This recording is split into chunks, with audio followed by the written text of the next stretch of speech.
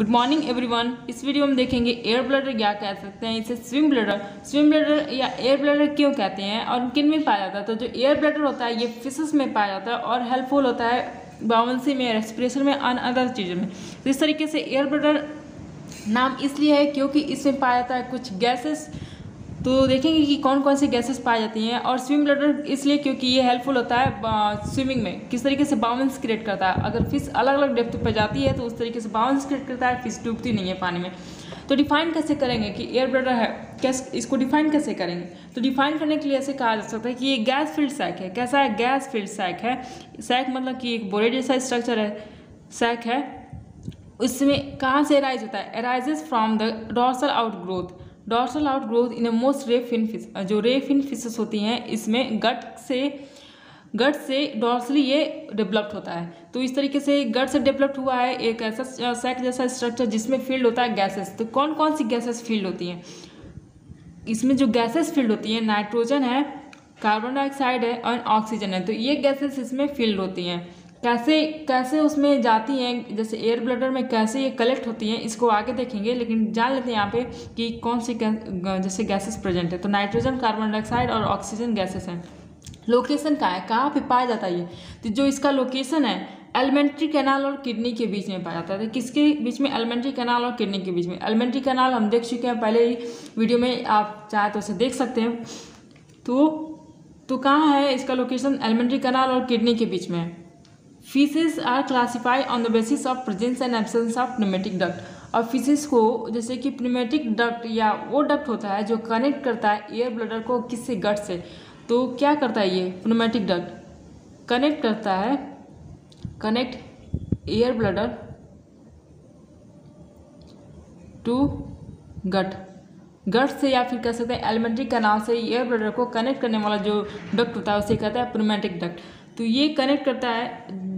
अब इसी बेसिस पे, उसकी प्रेजेंस या एब्सेंस पे फिशेस को दो टाइप में डिवाइड किया गया है। फर्स्ट जो है फाइसोस्टोमस टाइप एंड सेकेंड है फाइसोक्लिस्टस टाइप। तो फाइसोस्टोमस टाइप में एयर ब्लडर, जिन फिशेस के पास एयर ब्लडर के पास मतलब जिन फिशेस में एयर ब्लडर के पास प्नूमेटिक डक्ट होता है, प्रेजेंस होता है प्नूमेटिक डक्ट, तो उन फिशेस को फाइसोस्टोमस कहते हैं। और जिन फिशेस में एब्सेंट होता है प्नूमेटिक डक्ट उन फिशेस को फाइसोक्लिस्टस कहते हैं। अब आगे देखते हैं कि हिस्टोलॉजिकली फिश का जो एयर ब्लडर कैसा दिखता है। तो अगर हिस्टोमॉर्फोलॉजिकली फिश के एयर ब्लडर को देखेंगे तो ये सिमिलर होता है किससे? गट से। गट का जो वाल होता है, जैसा जो स्ट्रक्चर पाया जाता है ठीक वैसा ही पाया जाता है, लेकिन डिफरेंस बस एक चीज़ का होता है कि उनमें जैसे कि जो एयर ब्लडर के वॉल में गोनाइन क्रिस्टल नाम का सब्सटेंस पाया जाता है। गोनाइन क्रिस्टल पाया जाता है, इम्बेडेड होता है किसमें? कोलेजस मसल्स फाइबर्स में इम्बेडेड होता है, धंसा होता है। क्या प्रोवाइड करता है? ये शाइनिंग अपीयरेंस प्रोवाइड करता है किससे? एयर ब्लडर को। तो एयर ब्लडर को शाइनिंग अपीयरेंस प्रोवाइड करने वाला, देने वाला गोनाइन क्रिस्टल प्रेजेंट होता है एयर ब्लडर के वॉल में। जैसे कि यहाँ पे नेमिंग किया गया, जैसे मुकोसा फर्स्ट लेयर हो गई, उसके बाद मस्कुलरिस मुकोसा आ गया, सब मुकोसा हो गया और कोलेजन्स हो गए। कोलेजन में जैसे कि यहाँ पे देखो गोनाइन क्रिस्टल प्रेजेंट है, तो गोनाइन क्रिस्टल क्या करेगा? शाइनिंग अपीयरेंस देगा। क्या सिल्वरी अपीयरेंस प्रोवाइड करता है, अपीयरेंस देगा। उसके नीचे सरोसा है। तो बस यही डिफरेंट चीज़ पाया जाता है एयर ब्लडर के वाल में, बाकी सब सिमिलर होता है गट के वाल से। अब अलग अलग फिशेस में, जैसे कि फाइसोस्टोमस में जो है कि एयर ब्लडर का कैसा स्ट्रक्चर होता है। तो जैसे कुछ फिशेस में, जैसे कि टेलियोस फिश के जो एयर ब्लडर है, किसका है? टेलियोस फिश का एयर ब्लडर है। टेलियोस फिश में जो एयर ब्लडर पाया जाता है देखो गट से कनेक्टेड है। फाइसोस्टोमस में जानते हैं कि प्नूमेटिक डक्ट प्रेजेंट होता है। तो देखो ये जैसे कि ये है, कनेक्ट कर रहा है, क्या है?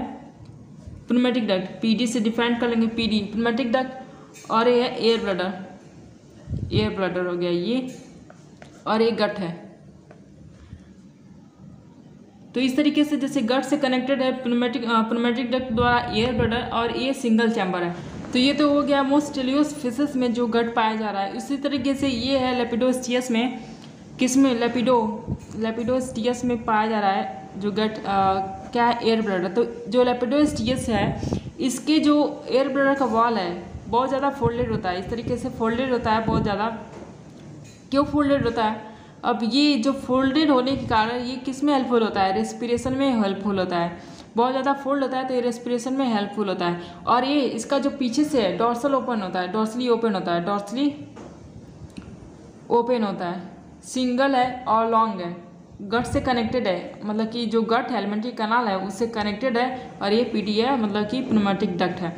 ये फोल्डेड मेम्ब्रेन है, फोल्डेड मेम्ब्रेन। ये हो गया एयर ब्लडर।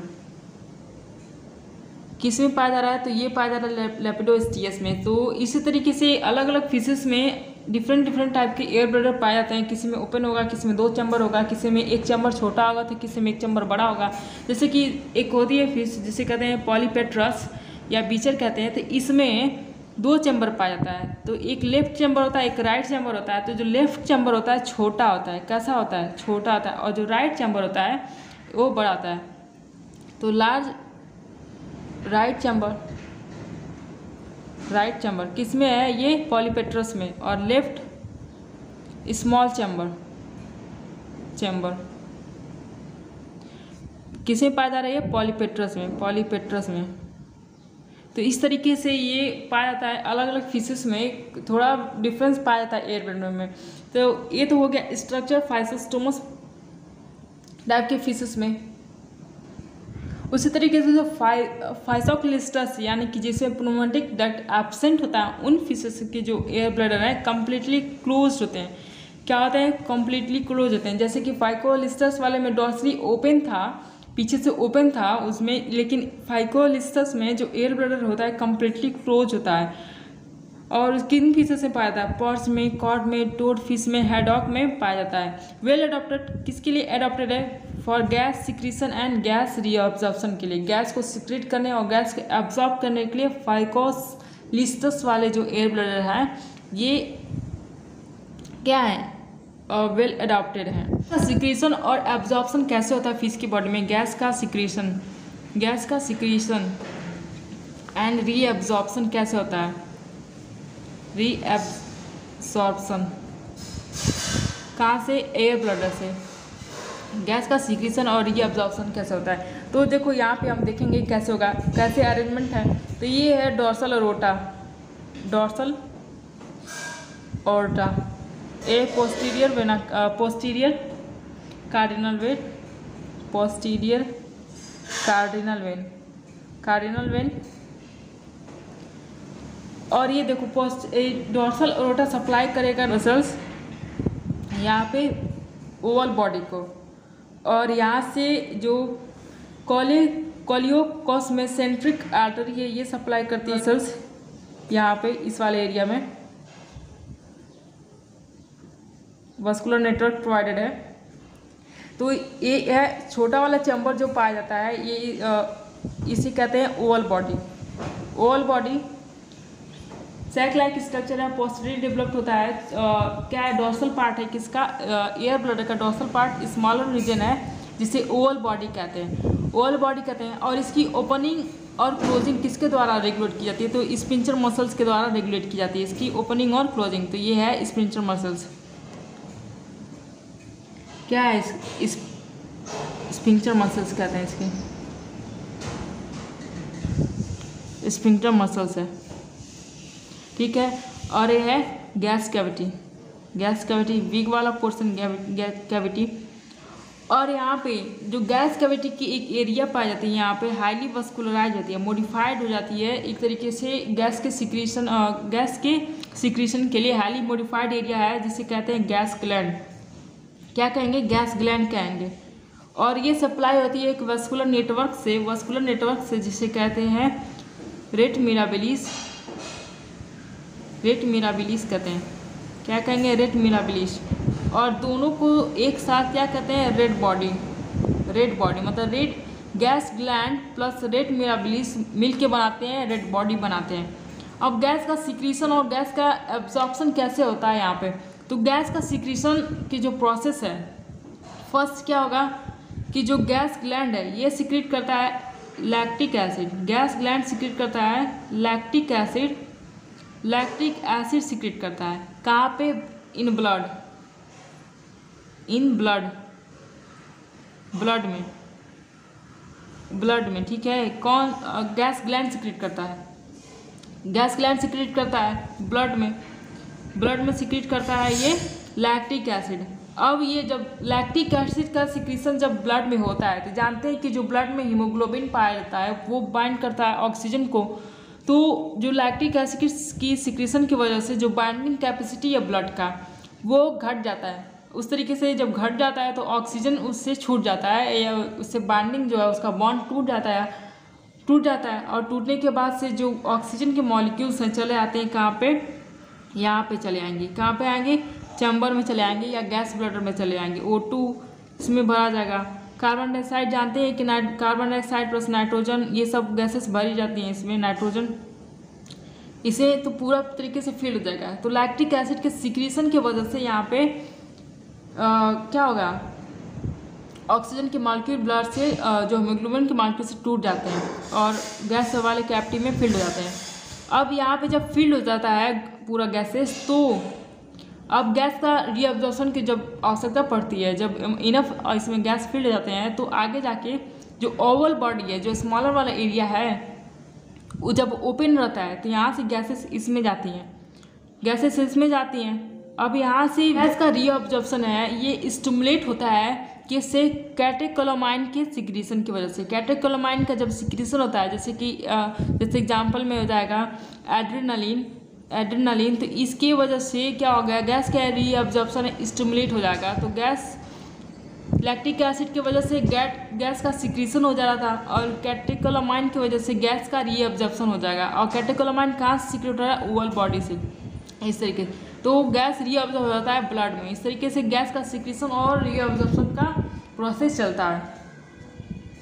अब क्या फंक्शन है एयर, तो फंक्शन से पहले मॉर्फोलॉजी ऑफ एयर ब्लडर इन टेलियस, जो टेलियस होती हैं तो उनमें जो एयर ब्लडर है तो कैसे कैसे स्ट्रक्चर पाए जाते हैं, जैसे कि किसी में 2 चैम्बर पाया जाता है, किसी में 3 चैम्बर पाया जाता है। तो क्या और डिफरेंसेस हैं, तो जो एयर ब्लडर है ट्यूबुलर टाइप का होता है, फूसीफॉर्म होता है या फिर ओवल होगा, हार्ट शेप हो सकता है, हॉर्सशू शेप हो सकता है, और यहाँ से हो सकता है 2 चैम्बर हो सकते हैं या फिर 3 चैम्बर या फिर कह सकते हैं सिंगल चैम्बर भी हो सकता है। जैसे यहाँ पे टॉर्टर फिश है या फिर बारबस कहते हैं, तो इसमें देखो 2 चैम्बर एयर ब्लडर पाया जा रहा है और ये आर्टरी से सप्लाई है, आर्टरी इसके ऊपर चढ़ी हुई है, तो 2 चैम्बर हो गया। इसी तरीके से किरेनस फिशेस है, तो इसमें देखो ये प्नोमेटिक डक्ट है और ये चैम्बर है, तो इस तरीके से यहाँ पे सिंगल चैम्बर हो गया। और ये ऑटोलिथ है, तो ऑटोलिथ में देखो यहाँ पे सिंगल चैम्बर है लेकिन इसमें कैकम नाम का स्ट्रक्चर डेवलप्ड हो गया है, जैसे फिंगर लाइक स्ट्रक्चर डेवलप्ड हो जाता है। तो इस तरीके से बहुत सारे फिशेस हैं तो उनमें कैका नाम का फिंगर लाइक स्ट्रक्चर डेवलप होता है। किसी में सिंगल चैम्बर होता है, किसी में डबल चैम्बर हो जाता है, किसी में ट्रिपल चैम्बर हो जाता है, किसी में डॉर्सल ओपनिंग होता है तो किसी में क्लोज होता है। तो टेलियोस फिशेस में फूसीफॉर्म, ट्यूबुलर, ओवल, हार्ट शेप हो जाएगा। तो अब क्या फंक्शन है एयर ब्लडर का, जो फंक्शन है फर्स्ट है जो हाइड्रोस्टेसिस। तो इसमें जैसे कि फिश का जो डेंसिटी है, उसकी बॉडी का जो वेट है ज़्यादा होता है, पानी से ज़्यादा होता है कि जब फिश का बॉडी डेंसिटी मोर होता है देन वाटर। तो एयर ब्लडर की प्रेजेंस से एयर ब्लडर प्रेजेंट होता है तो उसकी वजह से जो डेंसिटी है पानी के बराबर हो जाएगी, प्रेजेंट होगा, make equal density to water, make equal density to water. तो इसके वजह से जो इसका डेंसिटी सराउंडिंग वाटर से क्या होगा, बराबर हो जाएगा। क्यों, क्योंकि उसमें एयर फिल्ड हो जाता है। तो क्या होगा, इसके वजह से फिशेस होते हैं वेटलेस हो जाते हैं, पानी में वेटलेस हो जाती है और ये एबल टू करती है मेंटेन अपना पोजीशन, पानी में मेंटेन किए रहती हैं। इसकी वजह से अपना पोजीशन जो है मेंटेन किए रहती हैं पानी में। तो इस तरीके से जो एयर ब्लडर है हाइड्रोस्टेटिस में हेल्पफुल होता है। अब साउंड का रिसेप्शन भी हम देख चुके हैं, पहले ही साउंड का प्रोडक्शन भी देख चुके हैं। तो साउंड प्रोड्यूस करता है, रिसेप्शन करता है, एम्पलीफायर का काम करता है। इस तरीके से एयर ब्लडर का है फंक्शन हो गया hydrostatics, respiratory as storage organ of O2, sensory function, sound reception, sound production और एम्पलीफायर का काम करता है। तो ये तो हो गया हमारा स्विम ब्लडर या कह सकते हैं एयर ब्लडर इन फिशेस।